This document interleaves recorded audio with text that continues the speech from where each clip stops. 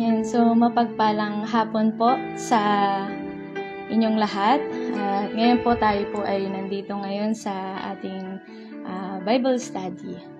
Yan, sige po tayo po ay bago magsimula, samahan niyo po ako sa isang maiksing panalangin. Sa pangalan ni Jesus, salamat Lord sa mga oras na ito, Panginoon, muli sa pag-aaral namin na yung mga salita. Patuloy, O Diyos, naturuan mo kami. Bigyan mo kami, Panginoon, ng sensitibong puso at spirito, Panginoon, na marinig namin, Lord, yung encouragement mo, yung correction mo sa bawat isa sa amin. Salamat, Panginoon, sa hapong ito, sa pangalan ni Jesus. Amen. Yan, so, magandang hapon po muli sa inyong lahat. Yan, so ilang araw na lang po tayo po ay magka-camping na. Amen po. So ngayon po, nakaraan po last week at saka nito pong week, pinag-aralan natin yung 7 abundant promises from Psalms 23. So ngayon po, magkakaroon po tayo ng recap na po. Yan, so nakaka-bless po kasi dito po habang tinuturo po to sa atin ng mga pastor, tayo po ay patuloy na andun yung pagkausap sa atin ng Diyos. Kinakalma tayo ng Panginoon. Amen. Sige po, bago po tayo magpatuloy, pakibuksan niyo po ang inyong mga Biblia. Makipagbukasan po kayo sa akin sa awit 23. Dito po sa King James Version, nasabi niya, A Psalm of David. The Lord is my shepherd, I shall not want. He makes me to lie down in green pastures. He leads me beside the still waters. He restores my soul. He leads me in the paths of righteousness for His name's sake. Though I walk through the valley of the shadow of death, I will fear no evil, for you are with me, your rod and your staff, they comfort me. You prepare a table before me in the presence of my enemies. You anoint my head with oil, my cup runs over. Surely goodness and mercy shall follow me all the days of my life, and I will dwell in the house of the Lord forever. Yan po. So, napakaganda po ng mensahe dito sa atin ng Panginoon. So, dito po, muli, magkaroon po tayo ng recap. 7 abundant promises from Psalms 23. Number 1, ang sabi ni Pastor JP, I shall not lack rest. Ano po? So, makikita po natin dito na ang Panginoon, si Yahweh, siya yung ating pastol. Di ba po, kapag sinabi mong pastol, siya yung mag-aasikaso sa'yo, siya yung mag-aalaga sa'yo. Napakasarap sa pakiramdam na malaman natin pong lahat na ang Diyos ang nag-aalaga sa bawat isa. Amen po, bilang mga tupa, tandaan po natin na si Yahweh ang ating pastol. Ang sabi niya, hindi ka magkukulang saan? Number 1, sabi niya dito, sa kapahingahan. No po, sabi ni Pastor JP, hindi ka magkukulang sa kapahingahan. Ayaw ng Diyos na dalhin ka sa lugar na walang kapahingahan. Create o dinesign tayo ng Diyos na hindi pwedeng malayo sa Kanya. Binabakuran tayo ng Diyos sa kaaway para masatisfy tayo ng kapahingahan niya. Kahit anong problema, huwag kang aalis sa simbahan. Huwag kang aalis sa bakuran ng Diyos kasi kung aalis ka, magiging magulo ang buhay mo. Ang presensya ng Diyos ay nasa bakod na yun, na kung saan andun ang kapahingahan. So number 2 po, sabi ni Pastora Sheila, I shall not lack life. Yung tupa, sabi niya, mahilig magliwaliw, pero hindi marunong bumalik. No po? Ngayon, ang sabi po dito, yung mga tupa, medyo, syempre may katigasan nga yung ulo, no? Pero sa kabila po nun, ito nga, sabi po ni Haring David, alam ni David, natutustusan siya ng Diyos. Sa kanyang buhay, kahit na dumarating yung time na parang napapalayo tayo sa Panginoon, aabutin pa rin tayo ng Diyos. Tutustusan ka ng Panginoon. Alam ng pastol ang kailangan ng tupa. At ang sabi nga po dito, ulitin ko po, alam ni David na tutustusan siya ng Diyos dahil meron silang relasyon ng Diyos dun sa tupa. Meron silang special bond. Dadalhin ka ng Diyos sa lugar na masasatisfy ka, sa lugar na kung saan andun lahat ng kailangan mo. Hindi mo kailangan mag-worry kasi provided na. Kapag ang Diyos ang nag-alaga, hindi ka mangangailangan. Ibig sabihin, sagot ka ng Panginoon. Sa number 3 po, ang sabi ni Pastor Ayan, I shall not lack guidance. If a shepherd does not constantly guide into good pasture, the sheep will die. kahit na tayo po ay pastor na, ikaw at ako ay tupa pa rin. Dapat dependent tayo sa pastol natin, kay Lord. Kung tupa ka, susunod ka, dahil alam mo ang boses ng pastol mo. Yung salita ng pastol ang mag-guide sa atin. He leads us unto right path to follow Him and live. Tupa ka ng Diyos, kaya pagtsatsagaan ka niyang akayin. Hanggat maaabot ka ng Lord, aagawin ka niya. Sa number 4 po, ang sabi niya dito, I shall not lack want. O I shall not be in want, sabi ni Pastora Jevani. Yung pastol, lagi nakasubaybay sa tupa. Dahil ang tupa, walang ibang alam gawin kapag wala ang pastol niya. Hindi ka magkukulang sa lahat ng bagay, in all aspects. Hindi lang needs mo, pati wants mo kayang ibigay ng Diyos. Ngayon, ang sabi po dito, ang Diyos, handang iwan ang 99 para hanapin ang isa. At ang isa na yon ay ikaw at ako. Ganun po kabuti ang ating Panginoon. Sabi nga ni Pastor Jevani, kagaya ng prodigal son, yayakapin ka niya dahil siya ang mabuting pastol. Amen po. Yayakapin ka, abutin ka ng Panginoon. Patuloy tayong kumunik, patuloy tayong dumikit sa ating Panginoon. Dahil hindi ka niya pababayaan. Hindi ka pababayaan ng pastol. Aalagaan ka niya. Nagkukulang lang tayo kasi, sabi ni Pastor Jevani, you have not because you ask not. Kaya lang tayo nagkukulang kasi hindi tayo humihingi. Amen po? Kasi hindi tayo nagsasabi. Masarap na ang nag-aalaga sa'yo ay yung nagsusupply ng lahat. Dito po, sabi ni Pastora Lovely, I shall not lack safety. Kung sinabi po natin safety, ito yung secured ka, malayo ka sa panganib. Sa pagdaan mo, sabi niya dito, sa pagdaan mo dyan, may kasiguraduhan na sasamahan ka ng Panginoon. For you are with me, ang sabi sa verse 4, no po, though I walk through the valley of the shadow of death, I will fear no evil, for you are with me. Nagiging matapang tayo dahil kasama natin ang Panginoon.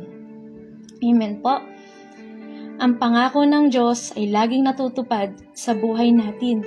Maaaring natatagalan, pero mangyayari pa rin to. Matutupad pa rin. Hindi ka iiwanan ng Diyos kahit maraming atake ng kaaway. Your rod and your staff, they comfort me. Yung rod at yung staff po, ito po ay yung pantaboy. At sinasabi po dito, ito rin po yung pamalo o disiplina ng Diyos sa bawat isa sa atin. Minsan, kailangan tayong paluin ng Diyos dahil minsan nagiging matigas ang ulo natin. Sa number 6, sabi ni Pastora Joy, I shall not lack provision. May nakalaan na. Kung gagawin mong pastol ang Diyos, ipoprovide ng Diyos ang lahat kung may pagtitiwala tayo. May pagtitiwala ka kasi kilala mo ang Panginoon. Kilala mo ang pastol mo. Sabi niya dito, dumaan ka man sa sakit, dumaan ka man sa kahirapan o anumang sitwasyon, ang Diyos magpo-provide kung anong kailangan mo. Hindi ka mangangamba dahil siya ang ating pastol. Our God is a faithful God. Sa number 7, ang sabi ni Pastor Oge kahapon, I shall not lack heavenly home. Tahanan natin ay ang templo ng Diyos. Dito mo mararamdaman ang pag-ibig at kabutihan ng Panginoon. I-desire natin na laging manahan, mamalagi sa templo ng Diyos. Kung habang buhay, nasa Panginoon ka. Sabi niya dito, iba ang fellowship mo sa Panginoon. Sabi dito, andun yung pagtira mo sa Panginoon, ay nagkakaroon ng fellowship. Iba yung fellowship mo sa Panginoon, nasasabi mo ang nasa heart mo. Dapat committed ka sa Lord, kagaya ng church service, yung mga prayer meeting. Amen po. Sabi dito, sa church, mararamdaman mo ang pamilya ka. Sa church, lumalakas ka, tumitibay ka. Yung strength na galing sa Panginoon, hindi galing sa'yo. Mag-stay ka sa church, mararamdaman mo ang bigatin ng simbahan. Makikita mo ang pangangailangan nito. Yan, so, ito po yung atin pong 7 abundant promises from Psalms 23. So, meron lang po ako sa inyong idadagdag dito po sa awit 23. Alam niyo po, sa totoo lang, ito pong awit 23 ay ilang weeks na rin po namin na sinisiris at patuloy na andun yung pagkausap, yung bagong revelation ng Panginoon weekly dito po sa simbahan natin sa Batangas. Alam niyo po, kagaya po nung sinabi ni Pastor Boy nung mga nakaraan, ang sabi niya, ini-encourage tayo ng Lord na magkaroon tayo ng fellowship o magkakilanlan pa, makipagkalinlan pa tayo sa ating Panginoon. Amen po.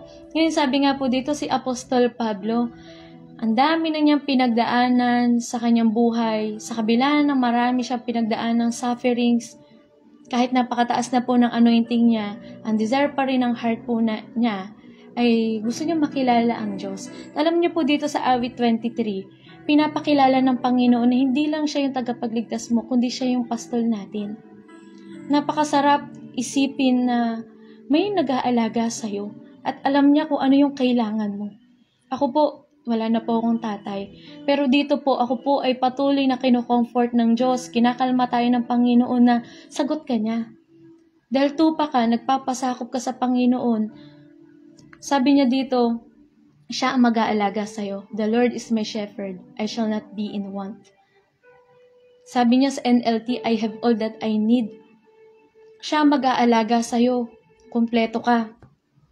Satisfied ka sa buhay mo. Sabi nga ni Pastor Boy, hindi ka maiinggit. Bakit? Kasi lahat ng bagay na sa'yo. Dahil siya yung pastol mo, hindi siya magkukulang.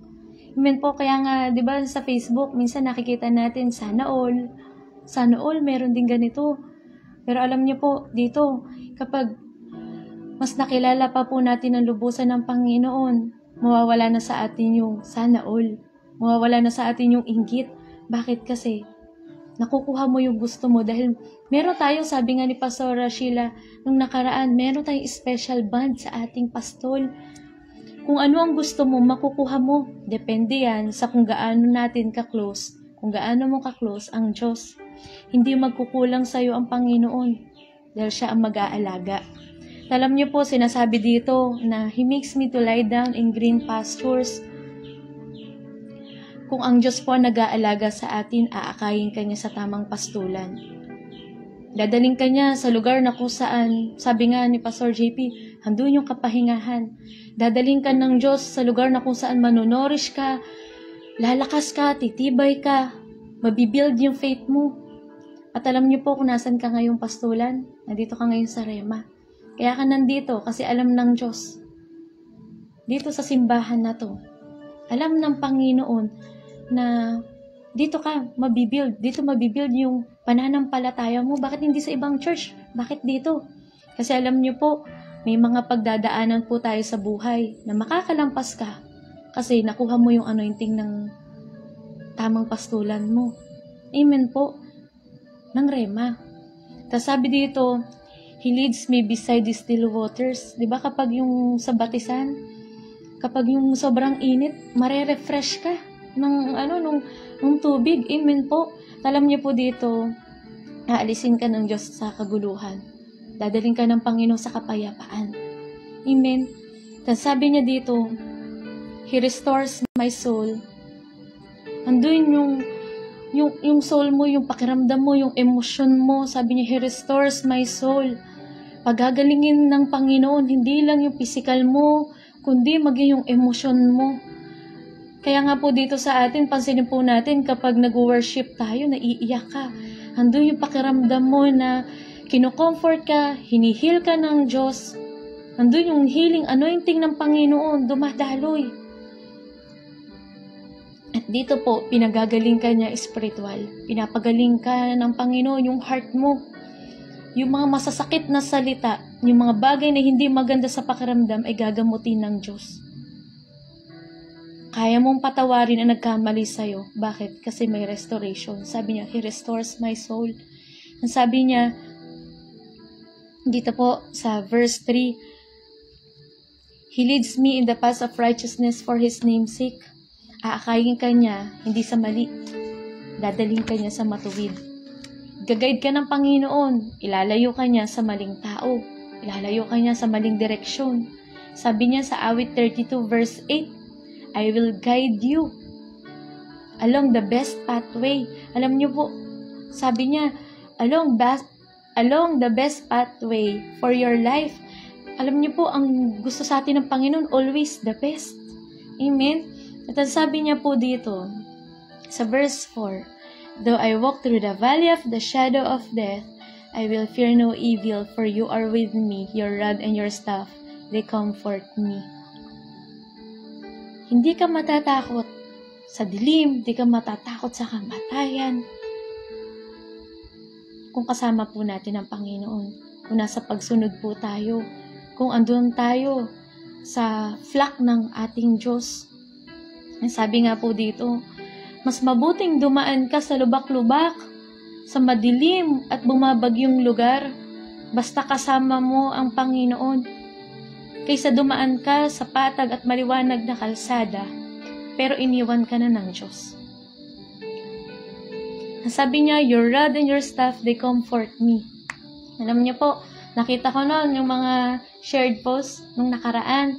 Ang sabi doon ni Pastor Lea, mahirap, sabi niya, masakit kapag kinokorek, pero mas mahirap kapag wala nang nagkokorek.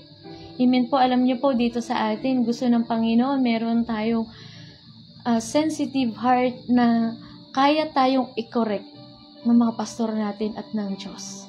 Amen po, sabi nga, kapag nagtuturo si pastor, wag mong isipin na pinapatamaan ka. Isipin mo, tinatama ka ng Diyos. Amen po, sabi nga dito, dapat sensitive tayo sa conviction at correction ng Diyos. Masama kapag hindi na tayo pinapalo. Mahirap kapag wala na po tayong boses na naririnig galing sa Panginoon. Sabi nga po dito, mas maganda na tiisin mo ang disiplina ng Diyos kaysa tiisin mo ang parusa niya.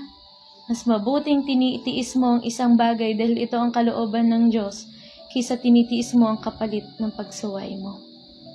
Verse 5, you prepare a table before me in the presence of my enemies.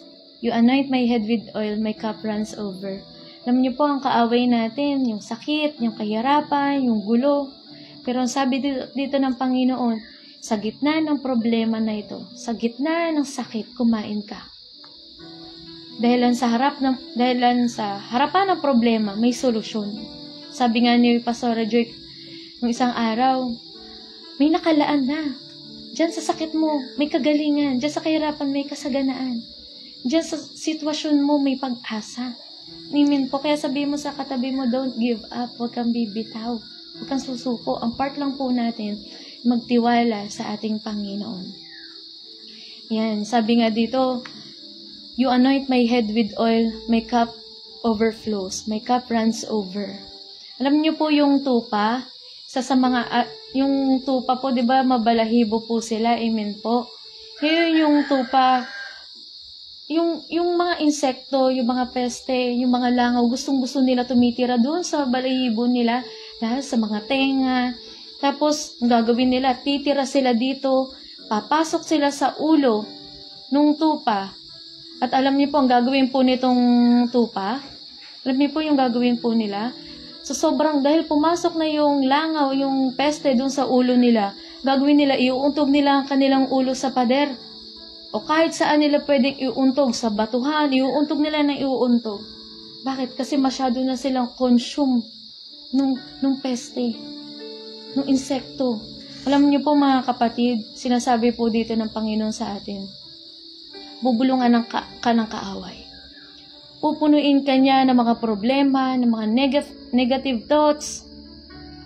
Kukonsume ka ng kaaway, ng mga worries, napakaraming alalahanin, paano yung pambayad ng ganito, ng ganyan.